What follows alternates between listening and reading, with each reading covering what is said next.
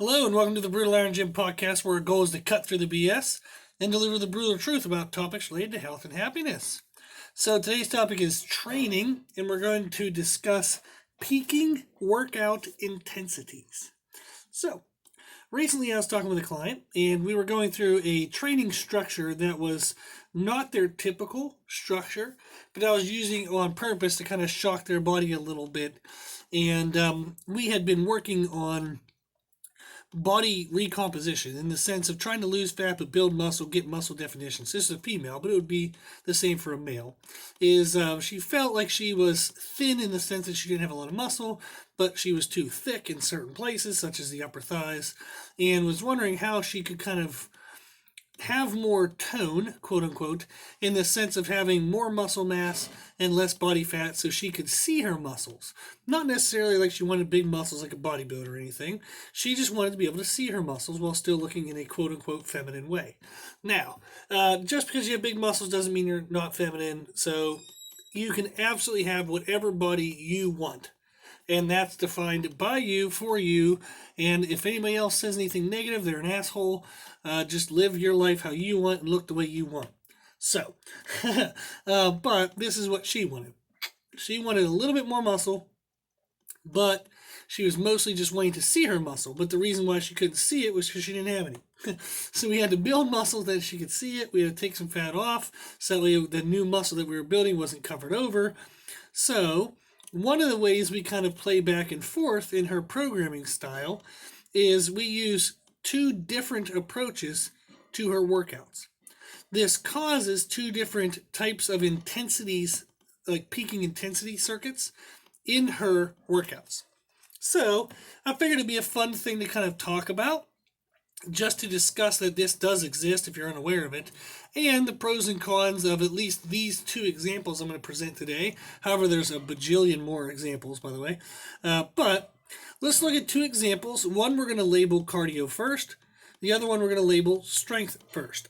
So the first kind of workout format that we would start, like the workout from start to finish, you would start with, this is a cardio first structure, you would start with a cardio-based circuit. And this is technically muscle cardio. So we're not going to do traditional, stupid, boring cardio that doesn't really produce any great results. So we're going to do muscle cardio. If you don't know what muscle cardio is, you can check out podcast number 30. So way back when, in podcast 30, we talked about muscle cardio, which is the concept of using weighted resistance as cardiovascular stimulus. So I might do, like for her, for example, we might do a workout where we do a concept 2 rower. We do a 1 minute sprint effort. So she's trying to go crazy on a thing for a full minute. She's going to get off of that, do alternating reverse lunges, just her body weight. Then we're going to go into kettlebell swings for 20 reps. And we sometimes will drop down to 10 reps so it doesn't stress her back, her lower back. So then we would take a break and do it again. So again, it's a 1 minute sprint on the rower, 20 body weight alternating reverse lunges. So that's 10 per leg, but you alternate for 20. Then we would grab a kettlebell that we can do for good form. We do a squatting style kettlebell swing rather than a hinge style. So we'll do a squatting style for 10 reps. We might do that for one round, just with a warm up on the kettlebell swing. Then we'll do it for 3 rounds, where the last 3 have like a nice heavy kettlebell kind of to them. So like 3 working rounds. So that is a cardio-based circuit, meaning that the rower isn't maximal resistance, neither is her body weight on reverse lunges, and the kettlebell swings, they're going to be challenging for 10 reps, but if we weren't doing the rower beforehand and the reverse lunges, they would probably be able to do more weight. So it's kind of a pre-exhausted failure. Therefore, it's not a true muscular failure as much as it's a pre-exhausted failure. So these all count as submaximal in terms of resistance strength, like weighted resistance. So this is submaximal weight, but used at maximal cardiovascular challenge. So as you go through a circuit like this, you're kind of like, you're out of breath, plus your muscles are burning. You can't tell which one is more miserable, but they're both present.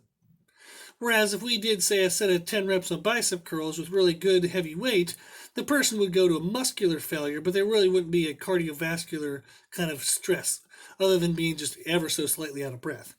So this is where we want to bring that cardiovascular stress to a peak at the same time we bring muscle stress to a peak. So that's muscle cardio. Super freaking awesome for losing body fat. You get tons of heart benefits. So just like regular traditional cardio is touted to kind of help with blood pressure and resting heart rate, muscle cardio does that and even better. And it also will help to change and shape muscles and fill in any kind of discrepancies or weaknesses you have while using that time towards the cardio as well. So it gets you the best of muscle results plus the best of cardio results, and you get way more bang for your buck for time invested. So that is something we would start with. Then, while they're allowing their body to recover aerobically, okay, like out of breath, like oxygen-wise, you would do the warm-ups of a strength-based movement. So maybe after that circuit of the rower, reverse lunges, and swings, we might go to heavy leg press, for example. So they would then, during the lighter sets of the leg press, they would be practicing their technique, getting the body ready for heavier sets, and it would allow them to aerobically recover. So this is actually a lull in the middle of the workout. So they have a high peaking intensity during the muscle cardio circuit. We let that intensity lessen, and while they're warming up for their strength thing, then on the strength movement, we would work up to like a peaking effort again, and maybe we'd do a drop set, a multiple drop set out of that. So, for example, they would do the cardio circuit. We would go over to the leg press. They would do a couple light sets of 10. And as we added like plates, I would kind of keep in mind of like what plates they got to. Maybe they got to 6 total plates for 10 reps. So on the final set, I'd have them do the 6 plates for 10. Then at the top of the 10th one, I'd pull a plate off. They'd have 5 plates. They'd have to do another 10, pull a plate off, 4 plates for 10, then 3 plates for 10, then we quit. So that would be a really high intensity peak as well, because it's pretty freaking hard to do 4 sets of 10 all back to back to back without any rest. So that's a multiple drop set, or it's often called a strip set. So you could do a workout like that where they do the cardio first. They do the cardio circuit for a high peak. There's a lull in the middle to allow for aerobic recovery. So that way when they go into their strength peak, they're not limited by aerobic fitness. They're actually going to be limited by the muscular strength. Muscular ability, muscular stress, which is what we want, because we want a muscle response out of the strength movement. We don't want an aerobic response. So this is going to help them have 2 peaks in their workout. One is going to be a cardiovascular peak. The other is going to be a strength peak. And by having the lull in the middle, it allows the strength peak to still be maximal effort. Now, does the rower, the reverse lunges, and the swings take away from some of their effort for lower body strength exercise later in the workout? Yes. But an example of a leg press is something that all the supportive muscles are getting support because the machine is helping to support the weight, and they can just focus on moving the thing. So if we try to do a max effort barbell squat, like a free weight movement, such as barbell squat, sumo deadlift, conventional deadlift, something like that, then they would be even more fatigued or more affected by the cardio circuit. By putting them on a machine that also does the balancing support for them, that cardio circuit has less of a degree of impact on the performance of the strength movement. So doing cardio first, where you use a strength movement that's a machine or assisted in support, is a great combination. Now, the opposing structure would be strength first. So they would come in, you would do a warm-up of the strength movement combined with movement preparation, kind of like a small weakness kind of movements, or things that help them move better during the large strength movement. This would also be a time when you would take away from a machine strength movement and do more of a free weight strength movement, such as barbell squats, sumo deadlifts, conventional deadlifts, and other things like that. So they might come in, they might warm up their squat. While they're warming up their squat, they might do Cossack squats to help warm up their hips. They might do some single leg stiff leg deadlifts to help open up their hamstrings. The Cossacks would actually open up their adductors, which are 2 commonly tight areas.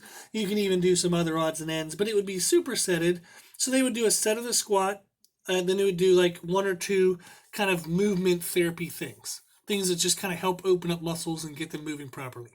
They do the second warm-up set of the squat, they do the other movement things. They do the third warm up with a squat, they do the movement things. So you do a circuit of that, and they'll be slightly out of breath, very slightly, but it's not really cardio focused as much as the focus is on peaking the strength. So as they warm up, they're getting movement intention, movement therapy into their warm ups. Then they'll peak their strength. So they'll do the best effort of squats that they possibly can. Commonly, that's going to be supersetted with an assisting movement that focuses on a weakness. So, for example, this is all simple examples, but say that you want to work on really heavy squats, but you also want to work on the overall musculature of the lower body and work on balance and support of joints. So you might do an uneven walking lunge, where they just hold a single dumbbell on one side and do walking lunges rather than having a dumbbell on each side. So they would do a superset of heavy squats and uneven dumbbell walking lunges. That would be a great kind of strength-based superset and muscle stress damaged superset. So you're going to get strength improvement, you're going to get muscle shape, muscle damage, muscle kind of annoyance and stress in that superset. So that will be a peak of intensity. So they came in, they did their warm-up and the movement preparation things. That's a build-up to the peak of strength and muscle damage superset. Then from there, you would want to go into muscle cardio finishers, which are fast, easy to set up, but very cardiovascularly stressful things that still include muscle stress. So these can be sled push pulls, tire flips, sledgehammer hits, things that don't take a lot of time to set up. And you would end with a circuit of those. So this structure has peaks actually in the middle and at the end, so the peaks are closer together. You have a slow build up at the beginning because they're just doing warm-ups and movement prep. You peak their strength, then pretty quickly you go right into another peak for muscle cardio. So this has two peaks, but the lull is not in the middle, the lull is in the beginning. So this type of intensity, this type of stress is a little more compounded because the two peaks are closer together.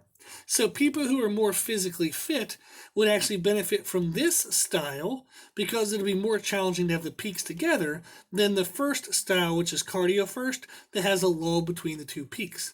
If you want maximal performance, having the lull between the two peaks is best. If you want maximal just stress and overall annoyance for adaptation promotion, then you want one of the peaks closer together.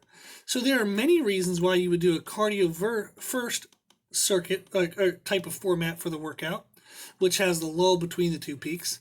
And there's many reasons why you do the strength first type format, which has the lull at the beginning and the two peaks together. So some examples is when I train clients, I have to often pay attention to kind of their energy of the day and how much of a talker they are. So I will admit that I do not like working with people who talk a lot. And this is a personal preference. I'm here because I love training and I want to make their body better. I don't really give a shit about what their neighbor's cat is doing or anything like that. So I'm not the best of trainers if somebody just wants to kind of come in and do a fluff workout and be social. I don't mind being social, but you better kick your own ass as we go through this workout. So I'm a little hard on that, but that's the way I've chosen to be, and I'm okay with that because I want to work with clients who want freaking results, not come here and just tell me stories and bullshit. So if I have clients who have nervous energy, but they're not really a talker, so they come in, you can tell they're just kind of not in the greatest of moods. They're kind of just stressed, kind of a little fried. They just have this buildup of tension. Sometimes for those clients, I like doing the cardio first because they can dive right into the peak of the cardio, kind of burn up some of that nervous energy, get a little bit off their mind of what was in their head, but they're not really a talker, so they weren't going to talk it out. So I had to make them exercise it out. So cardio first is very good for that type of client. Now, if I have a client who has nervous energy and the nervous energy makes that they can't shut up and they just want to yip and yap, and I know that they won't pay attention to a damn thing they're doing, I won't do the cardio first because they're never going to shut up enough for us to do it, and they're not going to pay attention to what they're doing. So I like doing strength first. Now I just realized in the middle of that last sentence that my clients are going to start to pick apart which one I'm doing to them and wonder if I think they're the yippee yappy type. So good luck playing that game, clients. But so if somebody's nervous energy means that they can't shut up, then I'm not going to try to give them something highly technical right away. I'm not going to try to give them something like high intensity right away. I'm going to give them a chance to kind of like ease out of some of that nervous energy, talk a little bit as we go through maybe the warm-ups of the strength movement, maybe go through some of the movement prep things that are submaximal efforts.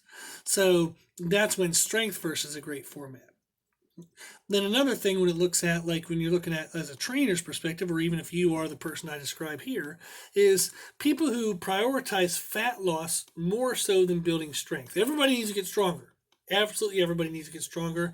No bullshit about that. You cannot do cardio only workouts and achieve all of your goals of health. You have to do resistance training. You have to do strength-based training, period. So clients who prioritize fat loss over strength but still need strength, and they're not very strong, so they're kind of new to lifting. They're not really highly technical lifters.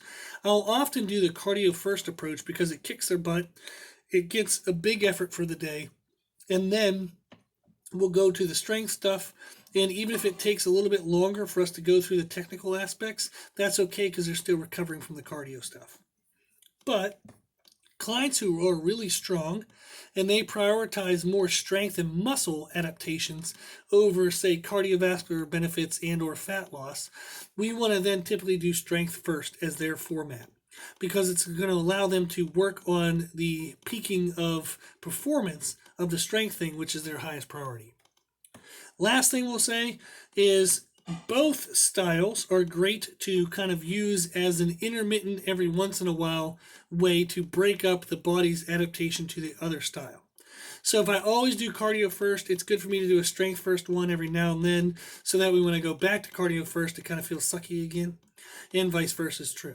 So if you do one format all the time, the body will adapt to that and you'll get less and less adaptational change from it. So all the effort you're putting in is going to equal less and less results over time. So you have to use multiple intensity styles in your training to get maximum progressive adaptation, and you have to use the right styles for your overall goal. So like I said, I'm giving 2 styles in today's podcast, but I could probably sit here and think of a dozen.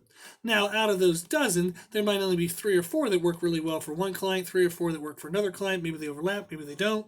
So it's my job as a trainer to use only the ones that are right for them, but make sure I actually do use a variety of styles so they can get the best results possible. Okay, so in your own training, where are your peaks? Where does your workout tend to be the hardest? Do you peak too early and then burn out and kind of lose motivation towards the end and kind of peter out in the end? Don't really care much and kind of like quit workouts kind of lazily? Do you peak too late and wonder why you only feel good at the end of a workout? Like, oh man, I'm finally feeling good, but now all of a sudden I have to be done. It's already an hour. Or do you have no peaks at all? If you feel like my whole workout is a peak, bullshit. Bullshit. You cannot peak maximum intensity for 60 minutes. So if you work out for an hour and you're like, oh, my whole workout is hard, I always have a peak. Bullshit. What that means is that you work to somewhat uncomfortable and stop. You don't have a peak. You have like some kind of weird, anthill plateau thing, but you never actually fully challenge yourself. You only get uncomfortable to a small degree. You're the type of person that would only get to a comfortable uncomfortable. The same uncomfortable they've always been, which is why they have the same results they always have. They never really move past those newbie gains. So after 2 or 3 years, nothing really continues to move forward. They're kind of hee-hawing back and forth between goals, but they never really make true progress towards anything. They kind of like float around in no man's land. So, where are your peaks? Do you pay mindful attention to putting your peaks in the best place for you? So play around with these 2 workout formats. Email us at brutalirongym@gmail.com if you want this write-up to show the formats. But the format of the cardio first is to do muscle cardio circuit, then warm up your strength movement and go into a strength movement and a muscle damage movement to end the workout. Strength first is to do your strength-based warm-ups with movement preparation exercises. Then peak your strength and muscle damage kind of like exercises. Then go right into muscle cardio finishers.